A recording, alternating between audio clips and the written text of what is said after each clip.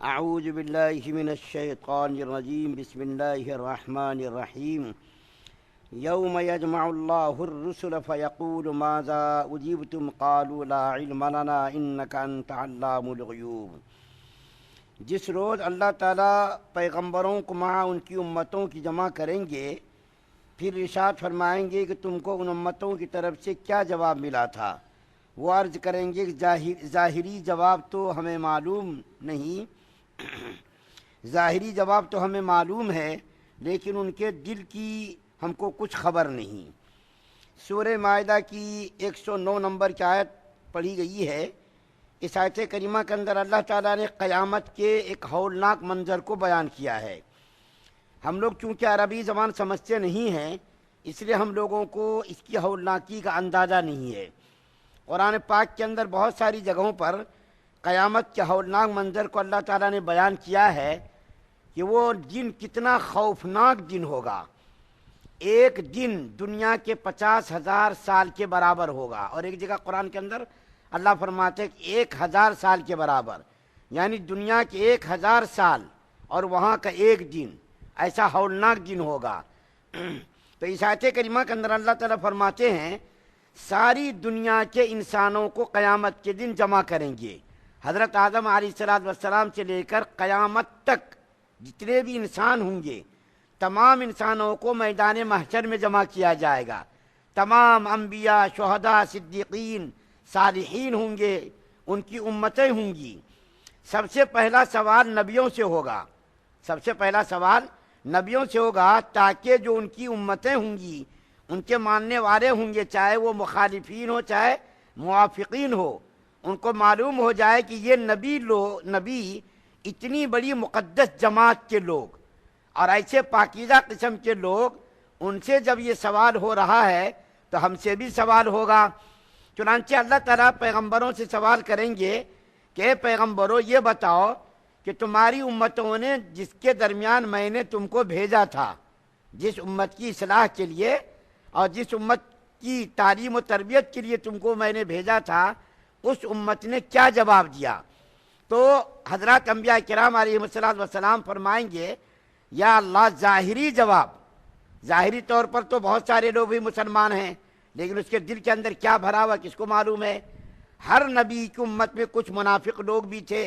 جو ظاہری طور پر تو مسلمان کہلاتے تھے، زبان سے کلمہ پڑھتے تھے، زبان سے عبادات کرتے تھے، زبان سے نماز پڑھتے تھے، لیکن اس کے دلوں کے اندر اسلام کے خلاف بغض و عداوت بھری ہوئی تھی۔ نبی کریم صلی اللہ علیہ وسلم کی امت میں ویسے بہت سارے لوگ گزرے، منافقین قسم کے لوگ، تو وہ نبی جواب دیں گے ظاہری جواب تو ہمیں معلوم ہے کہ وہ لوگ اس قسم کے لوگ تھے، لیکن اس کی دلی کیفیت ہمیں معلوم نہیں، اس کی دلی کیفیت ہمیں معلوم نہیں۔ تو یہاں پر مفسرین نے ایک سوال اٹھایا ہے، سوال یہ اٹھایا ہے کہ جو نبی جس زمانے میں موجود تھے، وہ جس زمانے میں جو نبی موجود تھے وہ اپنی امت کے بارے میں تو یہ بات بتا رہے ہیں، لیکن جو ان کے بعد جو لوگ آئے تو اس کے بارے میں ان کو کیا پتا کہ انہوں نے جو کیا کیا؟ تو یہ سوال ایک یہ کیا گیا کہ وہ جو نبی جو جس زمانے میں تھے، اس کے زمانے میں جو لوگ تھے وہ تو ٹھیک ہے اس کا جواب، لیکن اس کے بعد جو لوگ آئے اس کا جواب کیا ہے؟ تو علماء نے اس کا جواب ایک یہ دیا ہے کہ ایک تو ہے علم یقینی اور ایک ہے ظن، یعنی تخمین، اندازہ۔ تو اللہ تعالیٰ سے وہ کہیں گے یا اللہ علم یقینی تو ہمیں معلوم نہیں ہے، علم یقینی تو آپ کو معلوم ہے، علم یقینی ہمیں معلوم نہیں، علم یقینی کا علم تو آپ کو ہے، البتہ گمان، اندازے سے میں کہہ رہا ہوں کہ وہ اس قسم کے لوگ تھے کہ ظاہری طور پر نماز پڑھتے تھے، ظاہری طور پر کلمہ پڑھتے تھے، ظاہری طور پر عبادات کرتے تھے، لیکن اس کے دل کا حال آپ کو معلوم ہے۔ یہاں دیکھیے اللہ تعالیٰ فرما رہے ہیں کہ نبیوں سے سوال کریں گے، اس کے بعد پھر اس کی امتوں سے سوال کیا جائے گا۔ اللہ کے رسول صلی اللہ علیہ وسلم فرماتے ہیں، اس حدیث کو ترمذی شریف کے اندر بیان کیا گیا ہے کہ قیامت کے دن اس وقت تک کسی کے قدم اپنی جگہ سے نہیں اٹھ سکیں گے، ایک قدم بھی کوئی نہیں اٹھا سکے گا جب تک کہ 5 سوالوں کے جواب اللہ تعالیٰ ان سے نہ لے لیں۔ قیامت کے دن تمام لوگوں سے 5 قسم کے سوالات کریں گے اور 5 قسم کے سوالات کے جوابات لے لیں گے، پھر اپنی جگہ سے قدم ہٹا سکے گا کوئی بھی، چاہے وہ کتنا بڑا ہی آدمی کیوں نہ ہو۔ سب سے پہلا سوال یہ ہوگا کہ تم نے اپنی عمر عزیز کو کہاں استعمال کیا؟ عمر کی جو عمر تم کو ہم نے عطا کی تھی، عمر کے لیل و نہار اور دن اور رات 24 گھنٹہ تم نے کن کاموں میں خرچ کیا؟ اچھے کاموں میں خرچ کیا، برے کاموں میں خرچ کیا؟ سب سے پہلا سوال تو یہ ہوگا عمر عزیز کے بارے میں۔ ہم لوگ عمر کو مذاق سمجھ رہے ہیں، بس جس طرح دل چاہ رہا ہم اپنی عمر کو برباد کر رہے ہیں، ضائع کر رہے ہیں، کہ اس کو نہیں معلوم کہ یہ عمر کتنی قیمتی چیز ہے، اور قیامت کے دن اس کے بارے میں پوچھا جائے گا کہ تم نے اپنی عمر عزیز کو کس طرح استعمال کیا۔ ہم سمجھ رہے دیکھیں گے نا کیا ہوتا، مرنے کے بعد کیا ہوتا کس کو پتا ہے، صحیح ہے غلط ہے کیا ہے کس کو پتا ہے؟ تو عمر عزیز کے بارے میں پوچھا جائے گا۔ دوسرا سوال ہوگا جوانی کے بارے میں۔ جوانی میں عبادت کے اندر مزہ آتا ہے، جوانی کے اندر عبادت کے اندر مزہ، ہر کام کرنے میں مزہ آتا، لیکن اب ہم جب اس عمر میں پہنچ گئے، نہ تو سجدہ صحیح سے کر سکتے، نہ تو رکوع صحیح سے کر سکتے، نہ تو کھانا ہضم ہوتا، نہ چل سکتے، چند قدم چلتے ہی سانس پھولنا شروع ہو جاتا۔ تو جوانی یہ کوئی معمولی چیز نہیں، جوانی کے بارے میں بھی اللہ تعالیٰ قیامت کے دن پوچھیں گے، دوسرا سوال ہوگا۔ اس کے بعد تیسرا سوال ہوگا کہ تم نے دولت کہاں سے کمائی، دولت کمانے کا ذریعہ حلال تھا یا حرام تھا، اس کا بھی سوال ہوگا۔ ہم جو رات دن رشوت، دھوکہ، جھوٹ اور جو ہے دوسرے طریقوں سے مال کمانے کی رات دن فکر میں رہتے، اور مال کتنے سارے لوگ ہماری نظروں کے سامنے چھوڑ چھوڑ کر کے چلے جا رہے ہیں، لاکھوں کروڑوں پتی لوگ جا رہے ہیں، اپنے ہاتھوں سے ان کو دفنا رہے ہیں، رات دن مال کی فکر میں، مسجد میں بھی ہے تو مال کی فکر، قبرستان میں ہے تو مال کی فکر، باہر ہے تو مال کی فکر، سوتے اٹھتے بیٹھتے رات دن مالوں کی فکروں میں ہم گھلے جا رہے ہیں۔ اور کتنا کھانا، کتنے سارے لوگ ہیں کما رہے ہیں خوب، بیماریوں کا ڈھانچہ بنا ہوا ہے، نہ کوئی اچھا کھانا کھا سکتا، نہ تو بے فکری سے کوئی چیز استعمال کر سکتا، کیونکہ ڈاکٹروں نے اس کو منع کر رکھا ہے۔ تو مال کی فکروں میں ہم لگے رہتے۔ چوتھا سوال ہوگا کہ تم نے مال کو کہاں خرچ کیا، تم کو جو میں نے مال دیا تھا، دولت دی تھی، اس مال کا استعمال تم نے اچھے کاموں میں کیا یا برے کاموں میں کیا؟ یہ بھی سوال ہوگا کہ تم نے خرافات میں اور غلط کاموں میں، حرام کاری میں تم نے مال کو خرچ کیا، اس کا بھی سوال ہوگا۔ اس کے بعد پانچواں سوال ہوگا کہ جو تم کو علم ملا تھا، جتنا علم ملا تھا اس پر تم نے کتنا عمل کیا،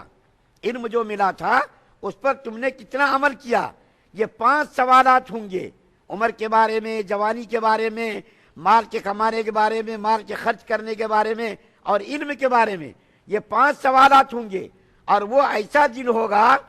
کہ کوئی وہاں سے فرار نہیں ہو سکے گا۔ اور اس سے پہلے میں اسی مجلس میں عرض کر چکا ہوں کہ بہت سارے کفار انکار کر دیں گے کہ ہمارے یہاں کوئی نبی نہیں آیا تھا، سمجھانے کے لیے، بتانے کے لیے اور آپ کی معرفت کے لیے کوئی نبی نہیں آیا تھا۔ وہ جب انکار کر دیں گے، نبیوں کا انکار کر دیں گے اور دوسرے جو گواہان ہوں گے ان کا انکار کر دیں گے، تو اللہ تعالیٰ ان سے پوچھیں گے یہ بتاؤ، اچھا ٹھیک ہے تم نے نبیوں کا انکار کر دیا، اب تم سب کا انکار کر رہے، یہ بتاؤ تم کس کی بات مانو گے؟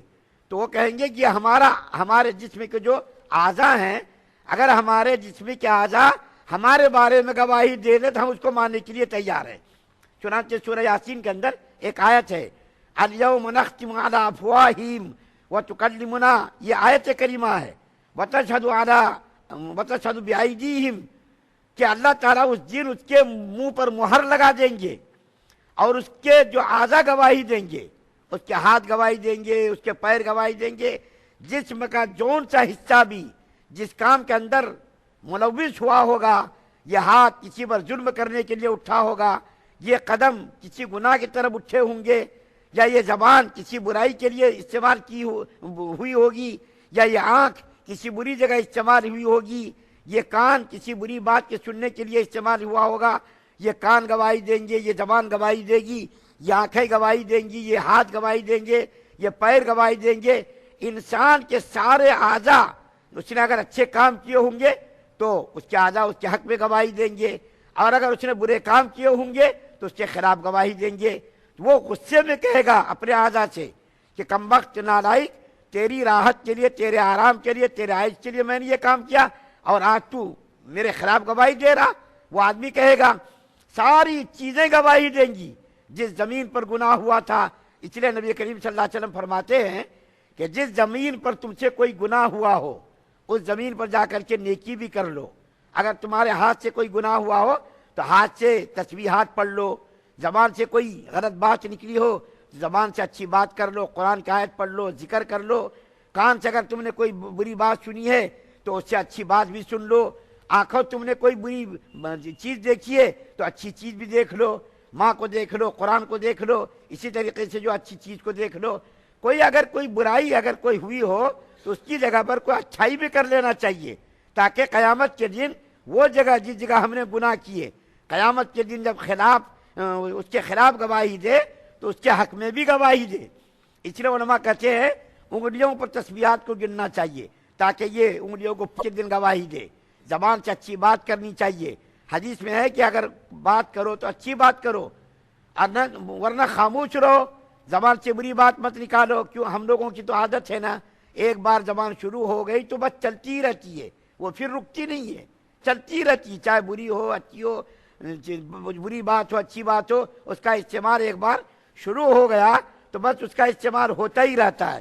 نبی کریم صلی اللہ علیہ وسلم فرماتے من صمت نجا، جو آدمی خاموش رہا وہ کامیاب ہو گیا۔ اتنی بڑی چیز ہے زبان، کان ہے اسے اچھی چیز سننی چاہیے، قرآن سنو، دین کی بات سنو۔ اسی طریقے سے آنکھ سے جو ہے غلط استعمال نہیں کرنا چاہیے، ہاتھوں سے کسی پر ظلم نہیں کرنا چاہیے، پیروں کو اچھے کاموں کے لیے اٹھانا چاہیے۔ تو بارے کا بھی آیت کریمہ کے اندر 109 نمبر کی آیت کریمہ کے اندر جو سورہ مائدہ کی آپ کے سامنے پڑھی گئی ہے، قیامت کے ہولناک دن کا ایک خوفناک منظر بیان کیا گیا۔ اتنے بڑے بڑے انبیاء کرام، حضرت آدم علیہ السلام سے لے کر نبی کریم صلی اللہ علیہ وسلم تک 1,24,000 کم و بیش انبیاء، ان سے سوالات کیے جائیں گے۔ تو ظاہر بات ہے جب نبیوں سے سوالات کیے جائیں گے تو پھر عام لوگوں سے سوال کا کیا ٹھکانا۔ لیکن ایک بات ابھی یاد آئی مجھ کو کہ اللہ تعالیٰ نے ہم کو اور آپ کو